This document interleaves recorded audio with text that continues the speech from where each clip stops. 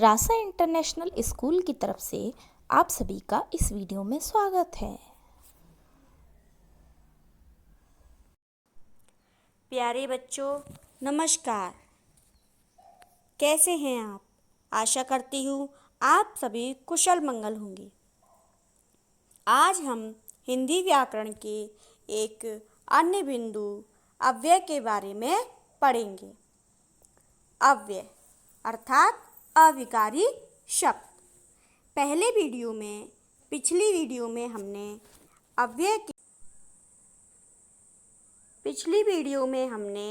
अव्यय के भेद के बारे में पढ़ा। अव्यय शब्दों के भेद हमने पढ़े। क्रिया विशेषण, संबंध बोधक, समुच्चय बोधक, विस्मयादि बोधक और निपात। इस तरह से हमने अव्यय के 5 भेदों को पढ़ा, जिसमें हमने क्रिया विशेषण के बारे में पढ़ा। हमने क्रिया विशेषण के भेदों के बारे में भी पढ़ा। क्रिया विशेषण के भेद: रीतिवाचक, स्थानवाचक, कालवाचक और परिमाणवाचक क्रिया विशेषण। अब हम आज पढ़ेंगे संबंध बोधक अव्यय। क्या पढ़ेंगे? संबंध बोधक अव्यय। तो चलिए प्रारंभ करते हैं संबंध बोधक अव्यय। यह है हमारा संबंध बोधक अव्यय।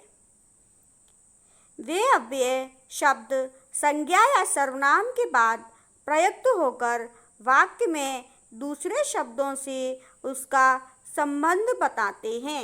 उन्हें हम संबंध बोधक या परसर्ग कहते हैं।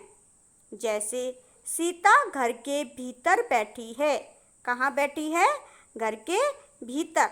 ये हमारे घर के भीतर बैठी। शीत के कारण गरीब का बुरा हाल हुआ। तो यहाँ है हमारा के कारण।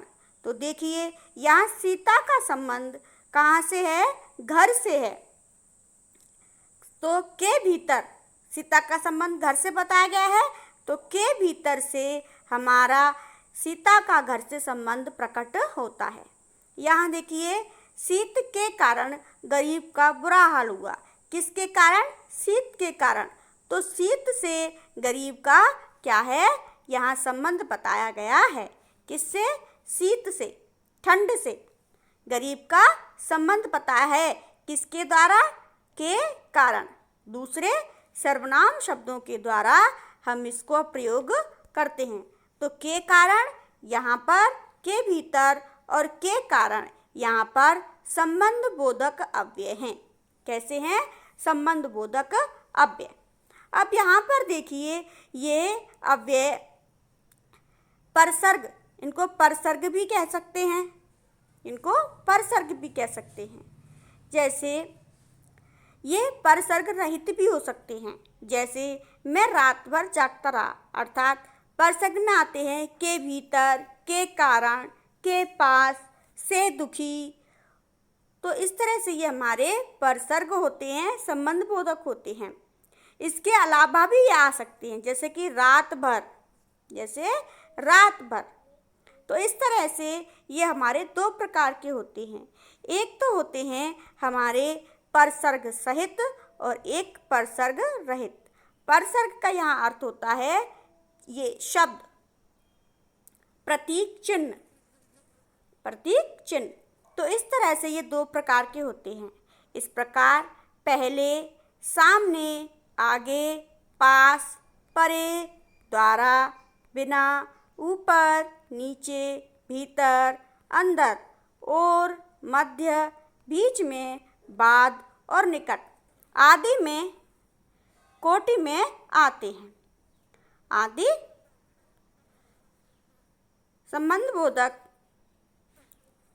इस तरह से ये हमारे कारण, समेत, विरुद्ध, पश्चात, सरीका, तक, सदृश, प्रतिकूल, मात्र, अपेक्षा, मार्फत आदि संबंध बोधक अव्यय ही कोटि में आते हैं। कि कोटि अर्थात के स्थान पर आते हैं। अर्थ अर्थ के अनुसार संबंध बोधक के कुल 8 भेद होते हैं। कितने भेद होते हैं? संबंध बोधक के 8 भेद होते हैं। क्रिया विशेषण के कितने पढ़े? 4 भेद पढ़े। यह संबंध बोधक के 8 भेद होते हैं। नंबर 1, काल बोधक अव्यय। काल बोधक, काल से ही समय का, काल से पता चलता है कि यह समय के बारे में बता रहा है। तो काल बोधक अव्यय, जिन अव्यय शब्दों से काल का बोध होता है अर्थात समय का बोध होता है, वे काल बोधक अव्यय कहलाते हैं। जैसे ट्रेन समय से पहले आ गई। समय का हो रहा है ट्रेन समय से पहले, तो ट्रेन का समय से यहाँ संबंध बताया जा रहा है। समय से पहले ही ट्रेन आ चुकी थी। उसके जाने के लगभग 1 घंटे बाद आऊँगा। उसके जाने के लगभग 1 घंटे बाद आऊँगा।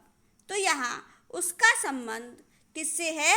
समय से, के लगभग, अर्थात उसके जाने का जो संबंध है, जो बाद आऊँगा अर्थात आने का संबंध किससे है?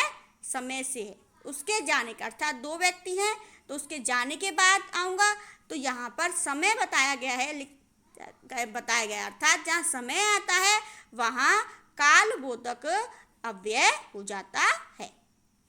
ये तो बच्चों आप सभी जानते हो कि जहाँ समय आया वहाँ काल बोधक, जहाँ स्थान आया वहाँ स्थान बोधक, जहाँ परिमाण आया वह परिमाण बोधक, इस तरह से होते हैं।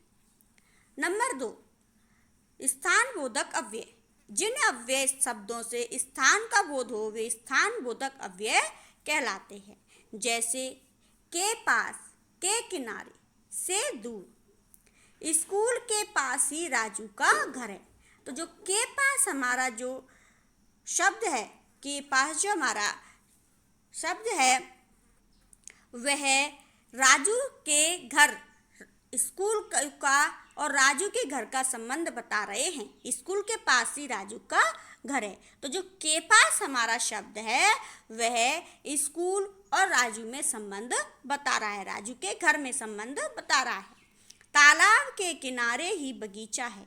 तो यहाँ तालाब और किनारे का संबंध, बगीचे का संबंध किनारे से बताया जा रहा है।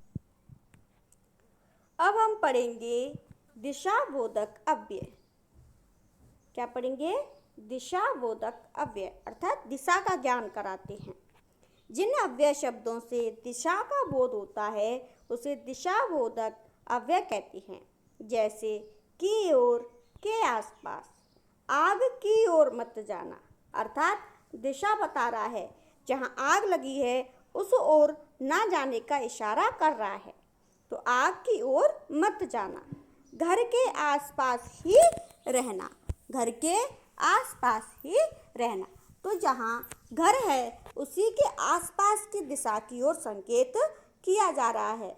यह हमारा जो संबंध बोधक है वह के आसपास है।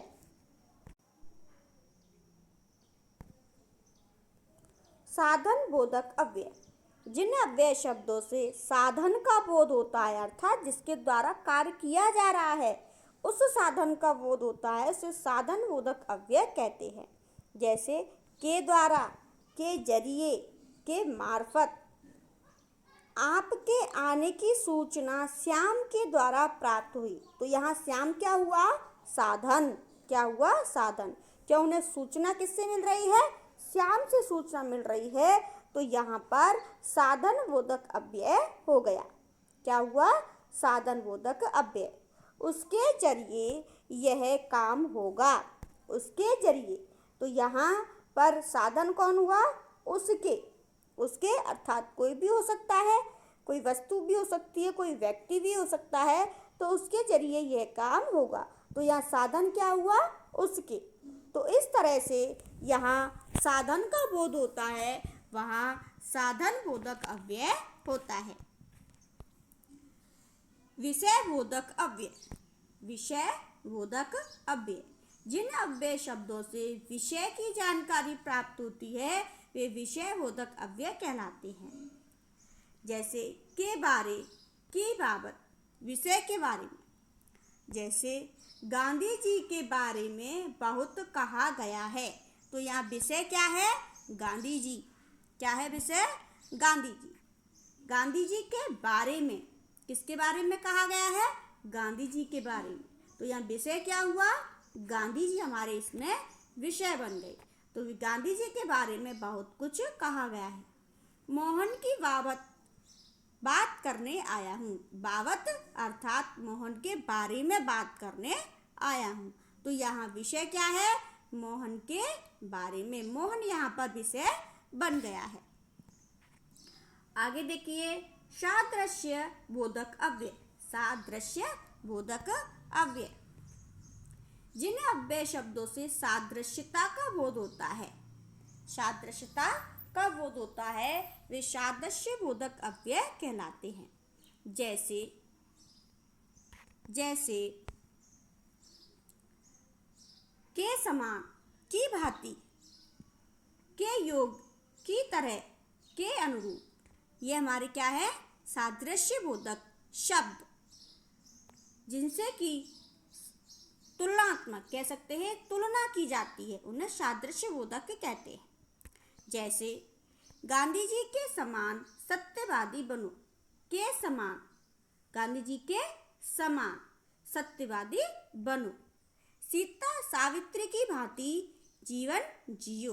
तो उनके अनुसार अनुसरण करो, उनका क्या करो? उनका अनुसरण करो। तो वहाँ पर हमारा सादृश्य बोधक हो जाता है, किसी व्यक्ति का अनुसरण करना।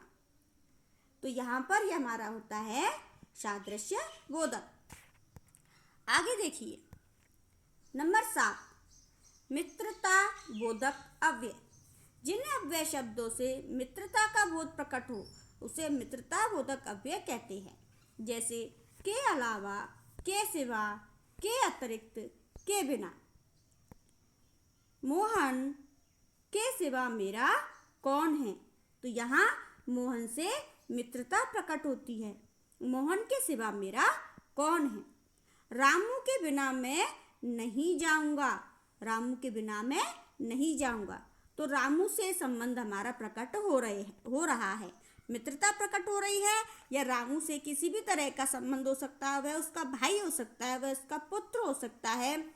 तो यहाँ पर रामू से मित्रता अर्थात उससे घनिष्ठता का पता चलता है। आखिरी है हमारा विरोध बोधक अव्यय। जिन अव्यय शब्दों से विरोध व्यक्त होता है, वे विरोध बोधक अव्यय कहलाते हैं।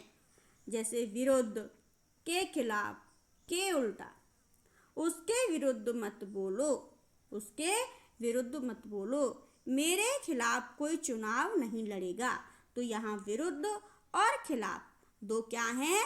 विरोध बोधक अव्यय हैं। विरोध बोधक अव्यय हैं। तो इस तरह से आज हमारा संबंध बोधक अव्यय समाप्त होता है। हमने पढ़ा संबंध बोधक अव्यय किसे कहते हैं और इसके 8 भेद होते हैं।